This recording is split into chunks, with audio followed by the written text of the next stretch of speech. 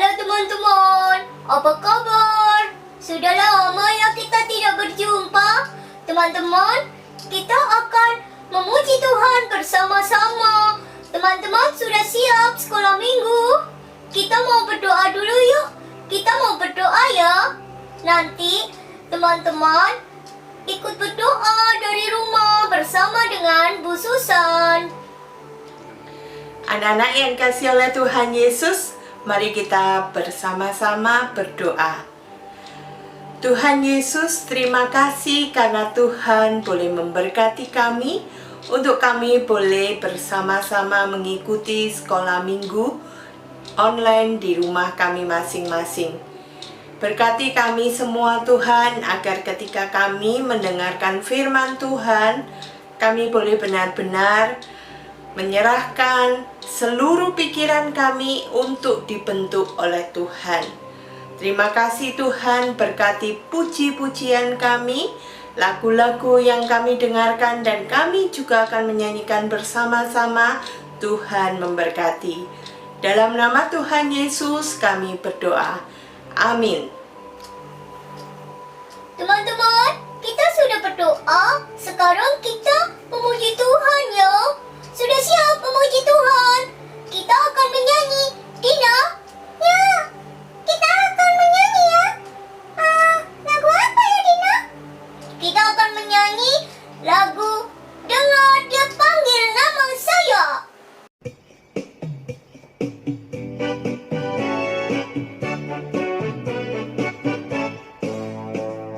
Dengar Dia panggil nama saya, dengar Dia panggil namamu, dengar Dia panggil nama saya, juga Dia panggil namamu. Ku jawab ya, ya, ya. Ku jawab ya, ya, ya. Ku jawab ya Tuhan, ku jawab ya Tuhan, ku jawab ya, ya, ya. Dengar Dia panggil nama saya, dengar Dia panggil namamu, dengar Dia panggil nama saya, juga Dia panggil namamu. Ku jawab ya, ya, ya. Ku jawab ya, ya, ya. Ku jawab ya Tuhan, ku jawab ya Tuhan, ku jawab ya, ya, ya.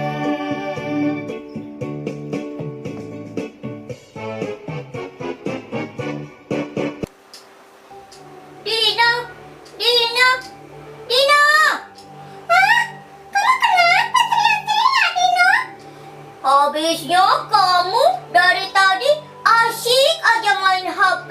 Kita memuji Tuhan, kamu cuma main HP aja. Dina, ya jadi kalah deh.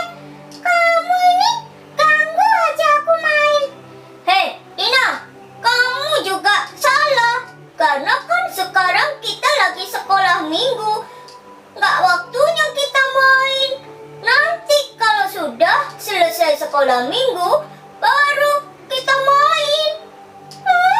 Aku pengen main. Masih belum selesai gameku. Dina, aku juga suka main game. Tapi kalau waktunya sekolah minggu, ya kita harus sekolah minggu. Gitu ya? Ya udah, aku berhenti dulu main gamenya. Sorry ya. Maaf ya Dino, aku cuekin kamu. Ya dah, aku mau taruh handphone dulu. Kita mau nyanyi lagi. Kan tadi kita sudah nyanyi. Dengar Dia panggil nama saya. Sekarang kita mau nyanyi. Nyanyi apa Dino? Kita mau nyanyi Tuhan Yesus, aku berjanji. Asyik, ayo kita nyanyi sama-sama ya teman-teman.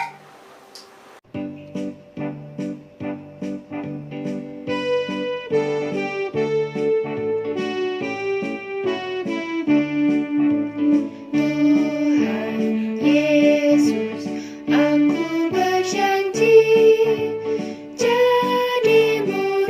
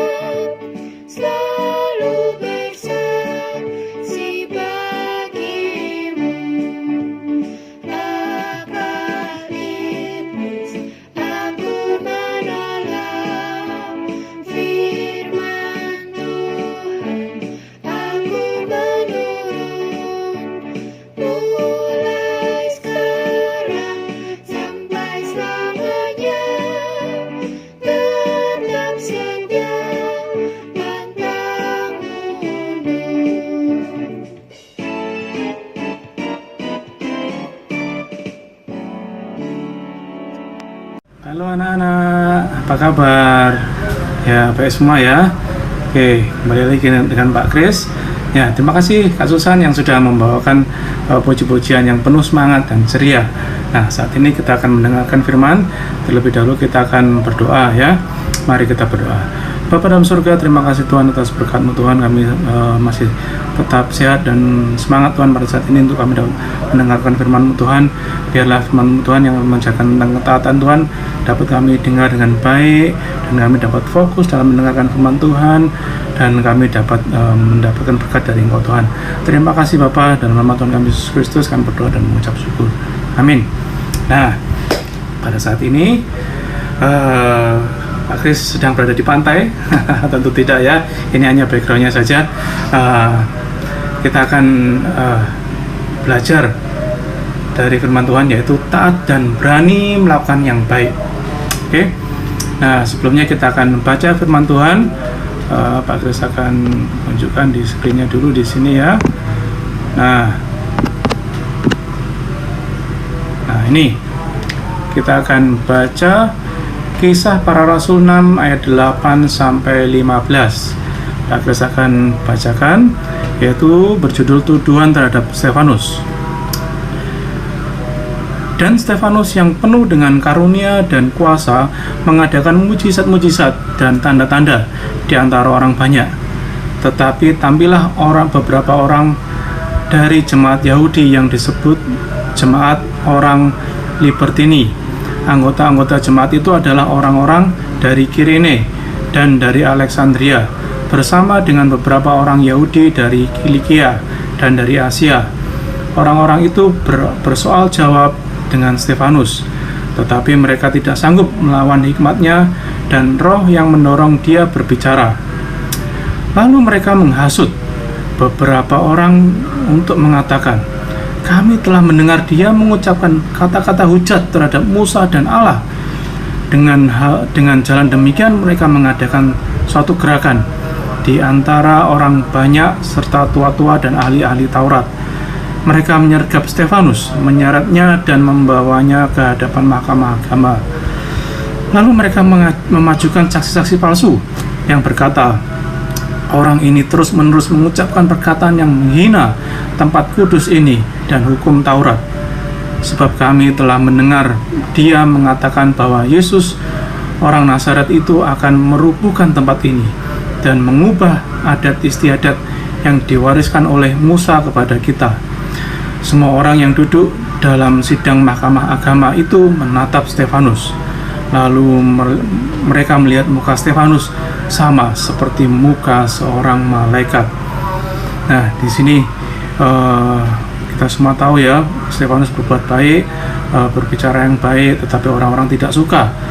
Nah, berikutnya, pada Kisah Para Rasul pasal yang ke-7 ayat yang 54 sampai 60 berbunyi, ketika anggota-anggota mahkamah agama itu mendengar semuanya itu, sangat tertusuk hati mereka. Maka mereka menyambutnya dengan gertakan gigi. Tetapi Stefanus yang penuh dengan Roh Kudus menatap ke langit, lalu ia melihat kemuliaan Allah dan Yesus berdiri di sebelah kanan Allah, lalu berkata, sungguh aku melihat langit terbuka dan Anak Manusia berdiri di sebelah kanan Allah. Maka berteriak-teriaklah mereka dan sambil menutup telinga serentak menyerbu dia. Mereka menyeret dia keluar kota lalu melemparinya. Dan saksi-saksi meletakkan jubah mereka di depan kaki seorang muda yang bernama Saulus. Sedang mereka melemparinya, Stefanus berdoa, katanya, ya Tuhan Yesus, terimalah rohku. Sambil berlutut ia berseru dengan suara nyaring, Tuhan, janganlah tanggungkan dosa ini kepada mereka. Dan dengan perkataan itu meninggallah ia. Nah, demikian pembacaan firman Tuhan. Yang berbahagia adalah kita yang mau mendengarkan dan menjalankan firman Tuhan ini dalam kehidupan kita sehari-hari. Nah, firman kita pada saat ini adalah taat dan berani melakukan yang baik. Ya. Nah, anak-anak, untuk melakukan ketaatan itu ada beberapa alasan. Nah, Ada yang pernah taat di sini? Pasti anak-anak sekolah minggu kayak Citra lain pasti banyak yang taat ya. Nah, yang pertama yaitu taat karena mau dapat hadiah, ya kan? Nah, misalnya kalau mama minta kita sesuatu atau menyuruh kita untuk belajar, nah mama pasti bilang, kalau nanti belajar giat, nilainya bagus, mama akan kasih hadiah, ya, atau papa kasih hadiah. Pasti kita akan taat ya, kita akan melakukan hal yang terbaik. Nah, yang kedua yaitu taat karena takut, yaitu takut dimarahi. Nah, awas ya, sampai tidak belajar, sampai nilainya jelek, nah pasti kita akan taat dan belajar karena kita merasa nanti akan dihukum atau dimarahi ya. Berikutnya adalah taat yang dilakukan dengan sukacita dan ketulusan, yaitu taat, yaitu artinya dilakukan karena maunya anak-anak sendiri, nah bukan karena paksaan. Oh, sudah tahu besok akan ada ulangan, nah saya mau taat untuk belajar dengan giat supaya nanti hasilnya waktu ulangan kita bisa melakukan dengan baik dan hasilnya juga akan baik. Nah itu ya. Nah, anak-anak, dalam Alkitab juga ada cerita-cerita tokoh-tokoh Alkitab yang mengajarkan tentang ketaatan yang bisa kita contoh. Salah satunya yaitu Bapak Stefanus tadi ya, yaitu yang memberikan contoh keteladanan ketaatan sampai akhir hidupnya. Nah, kita perlu tahu siapa sih Bapak Stefanus ini. Nah, Bapak Stefanus ini adalah orang yang dipilih oleh rasul-rasul pada saat sesudah kebangkitan Tuhan Yesus.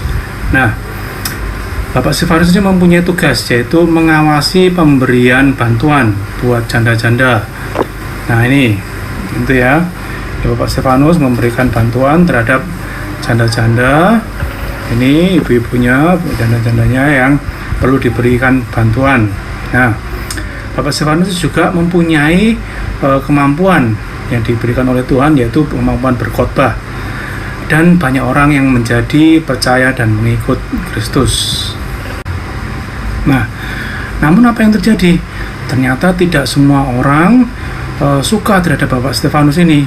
Nah, mereka menceritakan saksi dusta, hal yang tidak benar terhadap Bapak Stefanus ini, sehingga Bapak Stefanus ini dituduh menjelek-jelekkan Musa dan Allah, serta dia dituduh dianggap menghina bait Allah dan hukum Taurat. Nah, tapi Bapak Stefanus ini menjelaskan bahwa apa yang dituduhkan itu tidak benar, dan dia menyampaikan tentang ajaran Tuhan Yesus yang baik. Nah, tapi apa yang terjadi? Orang-orang ini tetap mempercayai berita-berita hoax atau berita-berita bohong ya. Nah, dan mereka juga semakin marah terhadap Bapak Stefanus. Dan akhirnya apa? Bapak Stefanus diseret keluar kota dan banyak orang melemparinya dengan batu. Nah, sungguh perbuatan yang jahat yang tidak boleh kita contoh ya anak-anak. Nah, tetapi apa yang terjadi? Apakah Bapak Stefanus marah? Tidak. Bapak Stefanus tidak marah, melainkan dia berdoa dan mengampuni dan tidak marah kepada orang-orang tersebut. Artinya apa? Artinya bahwa Bapak Stefanus ini juga mengampuni orang-orang tersebut. Nah, anak-anak, kita juga harus belajar seperti Bapak Stefanus ini yang punya ketaatan dan keberanian melakukan hal yang baik ya, dan sesuatu yang benar sesuai firman Tuhan ya. Anak-anak, bisa kita belajar taat, mendengarkan dan melakukan perintah orang tua ya kan. Nah, ini Pak Kris kembali lagi ke pantai. Nah, ini ya. Kita sebagai anak-anak Tuhan juga kita belajar taat. Nah, tentunya sebagai murid di sekolah kita juga pernah menemui teman-teman kita yang berlaku curang ya kan. Nah, apa yang terjadi? Apakah kita diam saja atau bahkan kita ikut-ikutan? Nah, tentu tidak ya. Kita seharusnya mau dan mampu untuk menolak, dan terlebih kita bisa mengajak mereka dan mendoakan mereka untuk berbuat hal yang baik. Nah, itu. dengan kita berbuat yang baik, maka tentu saja teman-teman kita akan mengikuti kita melakukan hal yang baik yang sama yang seperti kita lakukan. Dengan begitu kita juga taat dalam melakukan firman Tuhan, dan juga kita bisa membawa teman-teman kita menjadi teman-teman yang baik, ya. Nah, demikian firman Tuhan pada saat ini. Kita tutup dalam doa, ya. Mari kita berdoa. Bapa dalam surga, terima kasih Tuhan atas berkat-Mu, atas firman-Mu pada saat ini yang mengajarkan kita untuk selalu taat. Pada saat ini Tuhan, kami mau Tuhan anak-anak juga bisa taat dalam kondisi pandemi ini Tuhan. Bila anak-anak-Mu taat dalam menjalani kehidupan sehat, supaya apa? Supaya mereka juga, supaya kita semua juga bisa sehat, dan tentunya nanti ketika kita berkumpul kembali, kita dapat berkumpul dengan sukacita dan dengan kondisi yang lebih baik lagi. Ya, terima kasih Tuhan Yesus. Kami serahkan kehidupan kami selanjutnya dalam tangan pengasihan-Mu. Terima kasih Bapa. Bapa, terima kasih. Bapa, terima kasih. Bapa di dalam surga, syukur terima kasih. Amin. Nah, demikian firman kita pada saat ini. Ketemu lagi kita di kesempatan berikutnya. Chris berharap kita semua tetap sehat, tetap semangat, dan selalu taat, ya. Terima kasih, Tuhan berkati, sampai jumpa.